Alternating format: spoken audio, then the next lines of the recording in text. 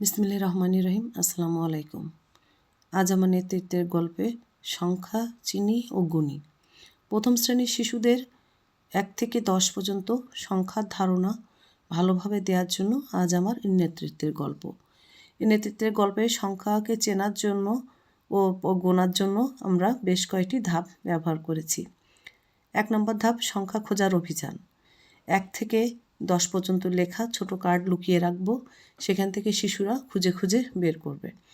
2 নম্বর ধাপ, 2 নম্বর কৌশল, শরীর দিয়ে সংখ্যা বানানো। শিশুদের বিভিন্ন অঙ্গভঙ্গি দিয়ে 1 থেকে 10 পর্যন্ত আকার বানানো শেখাবো। গল্পের সাথে সংখ্যা, সংখ্যাকে চরিত্র বানাবো। যেমন 1 সৈনিক সোজা হও, 2 হাঁস, 3 মোটা পেটালা।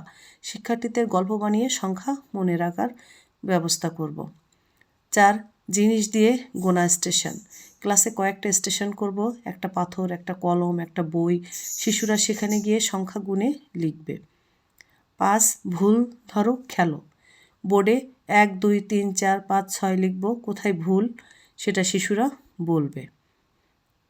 6 সংখ্যা লাভ খেলা।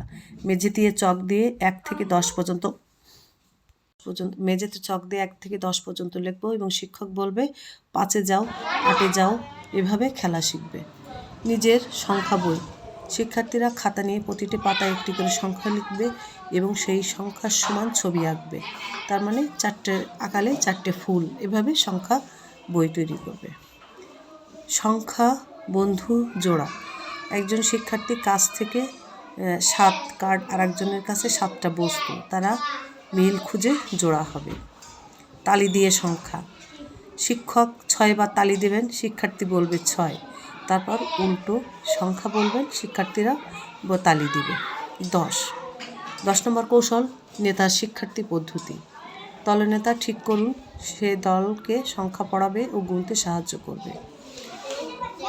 শেষ কথা, শিশুদের সংখ্যা শিখে চোখ দিয়ে, কান দিয়ে, হাত দিয়ে, শরীর দিয়ে যত বেশি ইন্দ্রিয়যুক্ত হবে তত